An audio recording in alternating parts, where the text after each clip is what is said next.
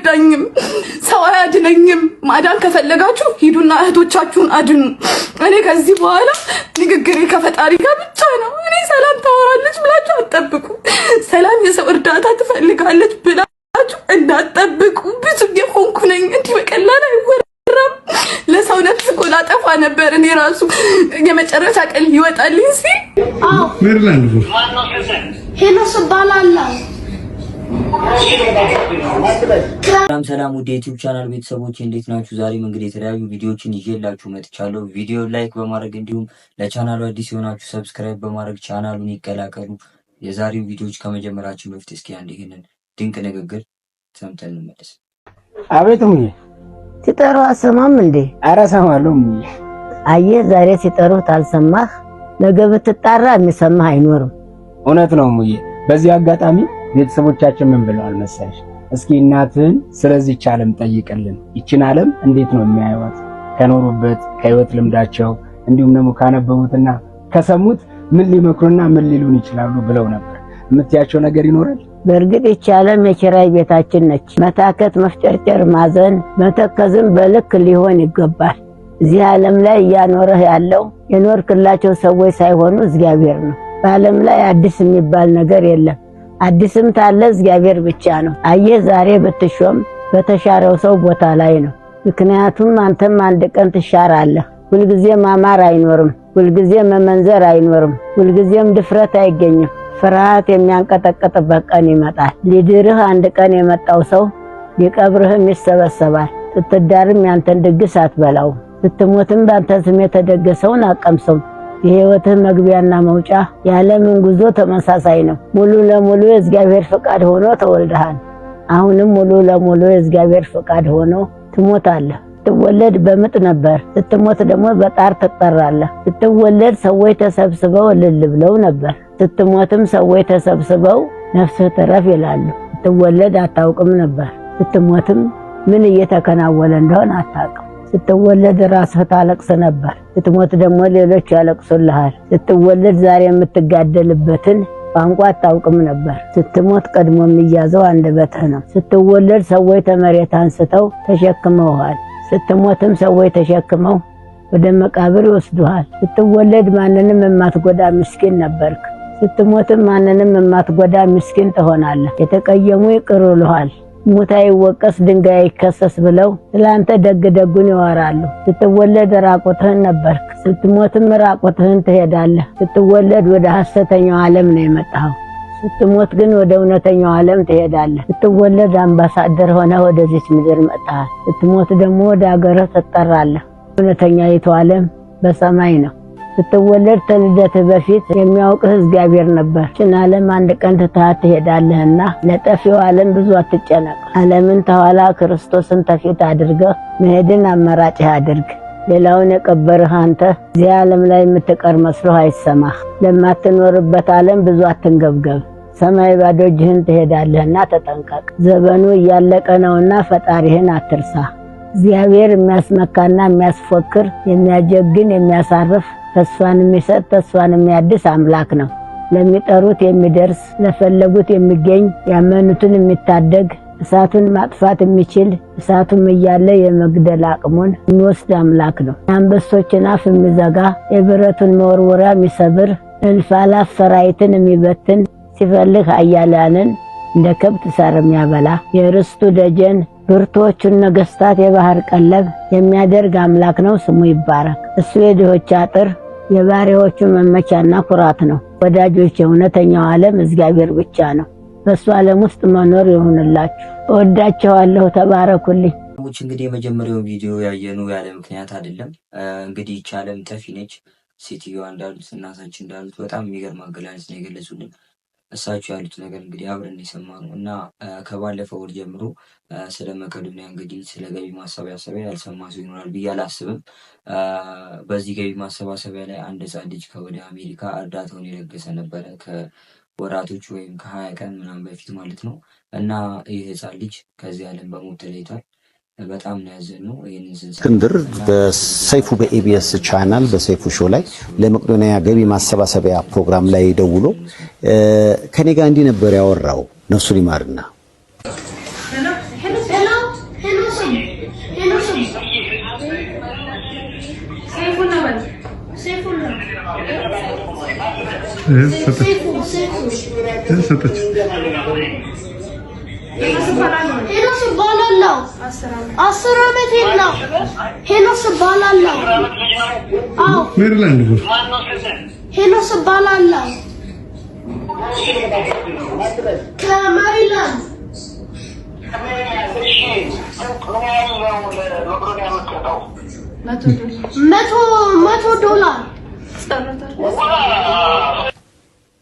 በጣም የሚያሳዝን ነው። እንግዲህ ለእህቴ ጸልዩልኝ የሚል ሲያድግ ሳይንቲስት መሆን የሚፈልግ ኳስ መጫወት በጣም የሚያስደስተው ቤተክርስቲያን የሚያዘወትረው ከዛ ውጪ በጎ አድራጎት ስራዎች ላይ የሚሳተፈው ሄኖስ እስክንድር ድንገት ከዚህ ዓለም በሞት ተለየ። እግዚአብሔር ከፈለገ ፈለገ ቢነሳ የኔ ልጅ ይነሳል። እኔ በልጄ በጣም ነበር የምተማመነው። እኔ ለትንሿ ነው የምፈራው እንጂ ለሱ ምንም እኮ ነው የሌለበት። በጣም ኳስ ተጫዋች ነው፣ ጸባይኛ ነው። በቃ ከምን እኔ ከእድሜው በላይ ነው እሱ የሚያስበውና ይሄ ነገር ከተካሄደ በኋላ እዛም እየጸለይንለት ምናምን ማክሰኞ ዕለት ከዛ በፊት እንጂ አብጧል ጭንቅላቱ እና ለመቀነስ የሞከርን ነው አሉ። ሞካከሩ ማክሰኞ ዕለት ጭንቅላቱ ዴድ ሆኗልና ሌላ የሆነ ነገሮችን ሞክራለን አለች። እኔ በቃ ራሴን መቆጣጠር አልቻልኩም እና ለንጋታው ዌንስዴይ ግን they decide በቃ ሊሆን አይችልም አግኒ ማለት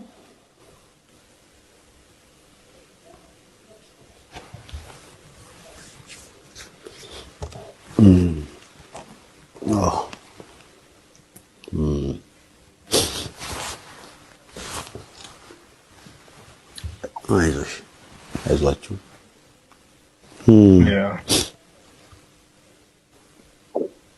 ያው መነሻው ጉንፋን ነው።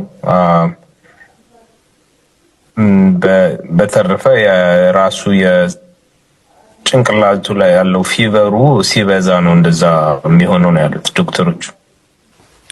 ቪዲዮ ላይ ያያዩት ነበርና ትንሽ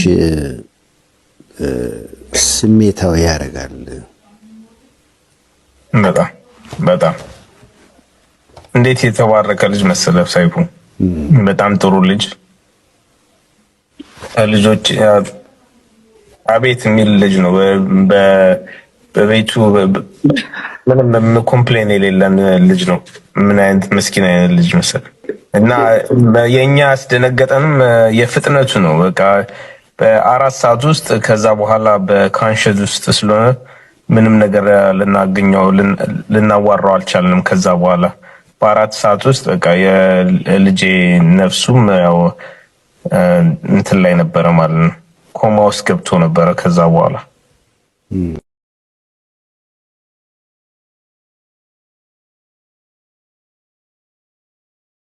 ፋሚሊስ እንግዲህ ቪዲዮ እንደተመቻችሁ አልጠራጠርም። እንግዲህ ቀጣይ የምናያት ሴት ዱባይ ነው የምትኖረው እህታችን። መጀመሪያ ላይ ያለው ቪዲዮ ያለ ምክንያት አይደለም። እንግዲህ ለዚህ ብዙ ዓመት 100 ዓመት እንኳን በአቤሬጅ ለማንኖርባት ዓለም እንደዚህ ክፋት ምን ይሰራል? በጣም የሚያሳዝን በደል የደረሰባት። እስኪ እኔ ከምነግራችሁ ቪዲዮውን የወሰደ ስልኬን አላውቅም 18 ሚሊዮን ተበላሁኝ በ3 ቀን ውስጥ ማለት ነው። አመጣለሁኝ ብሩን ለሱ ነው የምሰጠው። አመጣለሁኝ ብሩን ለሱ ነው የምሰጠው።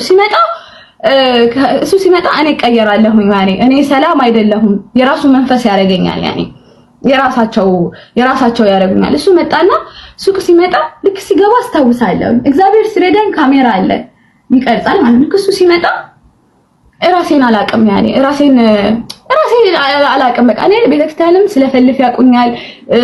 እንደዚህ ማለት አሳብደውኛል። ያኔ አብጄ ከጸበል ማለት ነው ተስፋ እንድቆርጥ በጸበል አድርገውኝ ሆስፒታል እዚህ ዙላይካ የሚባል ዱባይ ካወቃችሁት ሆስፒታል ሄጄ ጭንቅላቴ ተነክቶ ነበር። የአይምሮ ኬዝ ማለት ነው። የአይምሮ ኬዝ እንደዛ አደረጉኝ። ከዛ በኋላ ቤተክርስቲያን ሲሄድ ይከታተሉኛል። ከዛ እኔን ሳይው ድንግጥግጥ ይላሉ። በቃ ድንግጥግጥ ይላሉ ማለት ነው። ቆይ ጠብቁ እላለሁ በውስጤ። አረ ሰማዕቷ ንግግሬ እኔ ከሰማዕቷ ጋር አረ ሰማዕቷ አረ ተሰቃየሁኝ። ያለኝን አጣሁኝ። 5 ሳንቲም ሱቁ እንዳልሄድ አደረጉት። በቃ ሱቁ ጋር እንዳልደርስ አስጠላኝ። ሱቁ ሽቶ፣ የፊት ፕሮዳክት፣ ስንት ነገር ያለኝ እንግዲህ ማለት ነው። ከዛ በኋላ ለልጄ ወተት መግዣ አጣሁኝ። ወተት መግዣ ታውቃላችሁ? ቤተክርስቲያን ለመሄድ ትራንስፖርት አጥቼ በእግሬ የሄድኩበት ቀን አለ።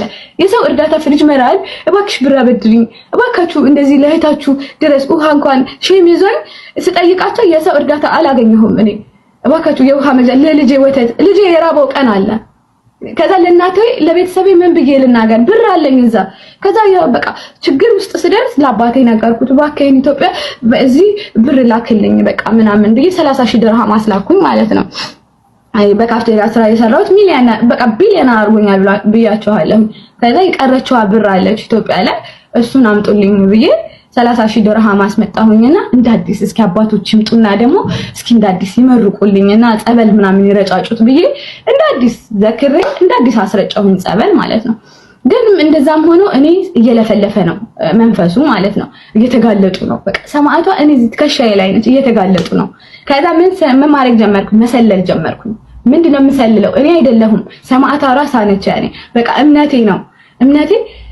ከዛ የሱን ልክ እንደዛ ብሬ ምን አሁንኩኝ በቃ እንደዛ ሲሆን ይሄ ልጅ የሚል ሀሳብ መጣልኝ። ይሄ ልጅ ጃፒ ከዛች ከጎረቤቴ ጋር ከሃናን ጋር በመሆን ጓደኛዬን እኔን ከዛ ሰፈር ያስነቀሉኝ ናቸው። ከዛ በኋላ መሰለል ጀመርኩኝ። መሰለል ስላችሁ እኔ አይደለሁም ሰማዕቷ እምነቴ ነው። ሰማዕቷ እያዘዘችኝ ነው መንገዱን የምትመራኝ እንጂ እኔ እውቀት ኖሮኝ አይደለም። ከዛ ስሰልላቸው ቀስ ብዬ በመኪና በጥቁር መኪና ማለት ነው። እኔ አልኳችሁ የሰው ኃይል ያለኝ ገንዘብ ያለኝ ሰው ማቅ ሰው ነኝ እና ሰው ይተባበረኛል በጣም ማንም ሰው ያ በጥቁር መኪና መጀመሪያ ካፍቴሪያቸውን፣ ሁለተኛ እቺ ከሃናን ጋር እንዴት እንደሚገናኙ፣ ጠንቋያቸውን እንዴት እንደሚያመልኩ፣ የት እንደሚሄዱ፣ ብሎኩን የሚጠነቁሉበትን ቤት ምናምን ይሄን ሁሉ ሴት ከማውጣቴ በፊት ነው የምላችሁ። ከዛ ይሄን ሁሉ ማድረገው እኔ መንፈስ ነው በቃ እግዚአብሔር ሰማዕቷ ነች ያኔ እየመራች እየገሰገሰች ይወሰደች። ከዛ በኋላ ልክ ሲሄድ የሚገቡበትን ቤት አያሁን። ጓደኛ ማች እርስ በርስ ይተዋወቃሉ። እርስ በርስ ጥምር ናቸው። እንደዚህ መንፈሳቸው ለመንፈሳቸው ጥምር ናቸው። እኛ አንድ እንሆን የምለው ለዛ ነው። እንደዚህ የተሳሰሩ ናቸው ማለት ነው። ከዛ ልክ ሲሄድ ከጸበል ስመለስ ነው ፓወር ማገኘው እኔ። ከዛ ውጪ እንቅልፌና መተኛው ልጄ እንኳን ትዝ አይለኝም። ልጄ ማን እንደሆነ እንኳን በቅጡ አላውቀውም። እውነት ሃይደር ነው እላለሁ። የኔ ልጅ ነው እላለሁ። የኔ ልጅ ነው እሱ የኔ ልጅ አይደለም። ወደዛ ውሰዱልኝ ነው የምለው ቤት ስመጣ ማለት ነው። ምግብ ምናምን እንደዚህ ማን እንደሚያበላው አላውቅም ነበር ልጄን ማለት ነው። እኔ ራሴ ምግብ አልበላም ከስንት ብዬ በቃ ባጥንቴ ነው የሄድኩት። ከዛ ይሄ ነገር አርሴማ በቃ ተቆጣች፣ አዘነች በልጇ መሰለኝ። ሲሄድ በጥቁር መኪና ተሸፋፍኜ ምናምን ነው ስለላይ የሰራሁት ማለት ነው። ሲሄድ እነዚህ ሰዎች የት እንደሚገቡ ለማን እንደሚደውሉ ዋናው ጠንቋይ ያለው ደብረ ዘይት ነው። ባይዘወይ ደብረ ዘይት ነው እነሱ ሄደው የሚያስመትቱበት ዋናው ደብረ ዘይት ነው። እዚህ ደግሞ የሰው ደም አንድ ሱዳን ያለ እዛ ይገናኛሉ። ቡና ይጠጣል፣ ይታቀዳል። ማን ላይ እንደሚኬድ ደኔ ክርስቲያን ከኔ አልፈው የኔን አሳጥተውን አሳብደውን ሞቼ ደኔ ክርስቲያን የትኛው ነሽ ተረኛ። ከዛ ይታቀዳል፣ ይቅድ ያወጣሉ። የሚወስዱት ነገር አለ ዶሮ ምናምን ይሄ ሁሉንም ነገር እኔ ማስረጃ አወጣላችኋለሁ። ከዛ ይሄን ሁሉን ነገር ግን ሳልግ ራሴን አደጋ ላይ ጥዬ ነው እኔ ማለት ነው። ሰማዕቷ እንደዚህ ስዕል አድኖ አለ እሷን ሰማዕቷን እንደዚህ ይዤ ነው የምሄደው ማለት ነው። ከዛ በኋላ ቢልዲንጉን ከቻልኩኝ ቢልዲንጉን ከዛ ለማንም አልተናገርኩም አልኳችሁ። እኔ ማን ብቻዬን ነው ሰራ የነበረው። ከዛ ቢልዲንጉን ከቻልኩኝ ያስኩኝ እጽፋለሁ መረጃ እሱን ጻፍኩኝ። ከዛ እቺ ሺና ማለት ኦ ማይ ጋድ የመኪና አደጋ ደርሶባት ነበር። ሰማዕቷ የሷስ ክፉ ነው እሷን ግዳያት ነው ያልኳት። የሷ ክፍት ያለ ክፋት በቃ ለኔ ህይወት ተጠያቂ እንደውም አንደኛ እሷ እንደ ሰማዕቷ አልኳት። እቺን ቻንስ አትስጫት ግዳያት ስላት በስንተኛው ቀን የመኪና አደጋ ደርሶባት ነበረ። ያው ይናገራሉ የሚያውቅ ማለት ነው። የመኪና አደጋ ነው የደረሰባት የመኪና አደጋ። ያተረፋት ግን እዚህ ጋር አሁን መተው እነዚህ ጠንቋዮቹ እቃቸውን ይዘው መተው ስብርብር አድርገው ከምዕመናኑ ፊት ከናንተ ህዝብ ካመኑ የስቅላት ሆነ ምናምን አይደርስባቸውም። እኔ የልደታ ልጆች የሰፈሪቱ ልጆች ገጀራ ይዘው ነው እየጠበቋቸው ያሉት ማንም ማለት ነው። ካላመኑና የነዚህ ሴቶች ፍትህ ካልገባ የኔም ብር ካልተመለሰልኝ ሱቄ ዝግ ነው። አሁን ሁለቱም ሱቄ አንድ ልጅ እቺ አሁን ሱቄን ያስፈረመችኝ የነሱ ተላላኪ ነች። በነፃ ነው የፈረምኩት፣ በነፃ ፍርድ ቤት ነኝ አሁን ሄድን ኦፊስ ማለት ነው። ከዛ በኋላ እንግዲህ እህታችን እንደሰማችሁት በጣም የሚደብር የሚያሰቅቅ በደል የደረሰባት በጣም ብዙ ነገሮችን አልፋ ነው የመጣችው። እዚህ ጋር ይህንን ስታወራ በጣም ነው የምታሳዝነው። እንደሰማችሁት ብዙ ብሮችን ተጭበርብራለች። ጤናዋን ጊዜዋን በልተውባታል። በቃ ላይፏን እንዳለ አበለሻሽተውታል። እንደዚህ የምታረጉ ሰዎች ላይ እንደዚህ የምታረጉ ሰዎች ነው ምንም አላችሁ ነው። ፈጣሪ ልቦናችሁን ይስጣችሁ። እንግዲህ ቤተሰቦቼ ለዛሬ ይዤላችሁ የመጣችሁ ቪዲዮዎች እነዚህን ይመስሉ ነበረ። ቪዲዮን ላይክ በማድረግ እንዲሁም ለቻናሉ አዲስ ሆናችሁ ቻናሉን ሰብስክራይብ በማድረግ ይቀላቀሉ። በሌላ ቪዲዮ እስከምንገናኝ መልካም ጊዜ። ይህን ታምር ተመልከቱት፣ በእናታችሁ ይህን ታምር ዝም ብላችሁ ተመልከቱት። ሀገራችን ውስጥ ገብቶ ነው ይሄ ነገር፣ በቲቪ የምናየው ነገር የምናውቀው ነገር። ይኸው ተመልከቱት፣ ይሄን ነገር አያችሁት?